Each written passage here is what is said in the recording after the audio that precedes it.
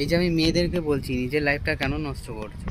এত ভালো তুমি ডান্সার, এত ভালো অ্যাক্টার, এত ভালো প্রফেশনাল একটা ডান্স করো কিংবা কোনো ভালো কিছুতে অ্যাক্টিং করো, কেন একটা ছেলের জন্য নিজের লাইফটা নষ্ট করছো বলো তো?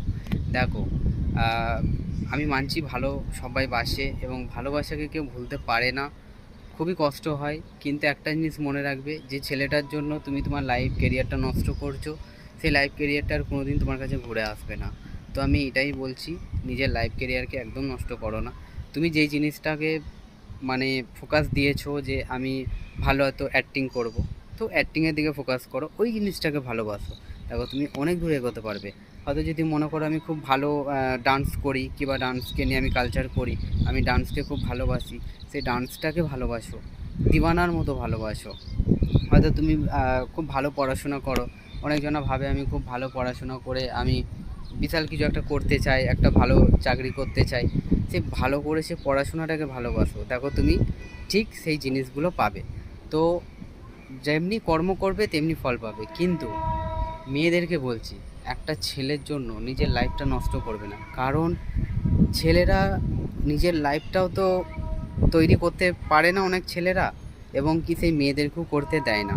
কারণ একটা জিনিস মনে রাখবে, যে তোমাকে অরিজিনাল ভালোবাসে সে সব সময় তোমাকে সাপোর্ট করবে, সব দিক থেকে সাপোর্ট করবে।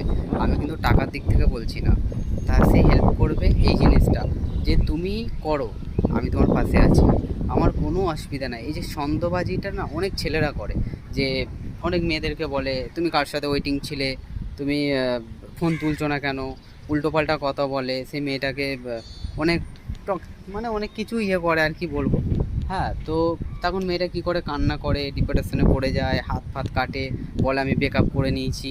হ্যাঁ, সেই 3 দিন 4 দিনের জন্য কথা বলে না, ব্রেকআপ হয়ে গেল, ব্রেকআপ হয়ে আবার সেই ছেলেটা ঘুরে আসে, আবার সেই মেয়েটা অ্যাকসেপ্ট করে নেয়। তো তখন কি হয়, এই সব জিনিসগুলো তুমি হয়তো একটা খুব সুন্দর একটা প্রফেশনাল একটা খুব ভালো, হয়তো তুমি ডান্স করো, সে ডান্সের দিক থেকেই বলছি। তো যখন তুমি কী করলে ওই ছেলেটার জন্য ওই ডান্সটাকে তুমি আস্তে আস্তে আস্তে আস্তে ওই ডান্সটা তোমার লাইফ থেকে চলে গেল, এবং তুমি পরে সেটাকে আর করতে পারলে না, তুমি আস্তে আস্তে পেছিয়ে যাচ্ছ কিন্তু এগোচ্ছ না। তো এই জন্য বারবার বলছি, ফালতু কোনো ছেলের পাল্লায় পড়ে নিজের লাইফটা নষ্ট করবে না। কারণ হ্যাঁ, আমিও একটা ছেলে, আমিও জানি লাইফ কেরিয়ার একবার চলে গেলে আর কোনো দিন ঘুরে আসে না। এই জন্যে লাইফ কেরিয়ারটাকে সবসময় তোলার চেষ্টা করবে, যে আমি কী করে এগোবো, কী করে আগে আমি যাবো, কী করলে আমি কী বাট এই জিনিসটাতে আমি ভালো কিছু করতে পারবো। কারণ ভালো কাজ করলে ভালো সম্মান পাবে, ভালো কাজ করলে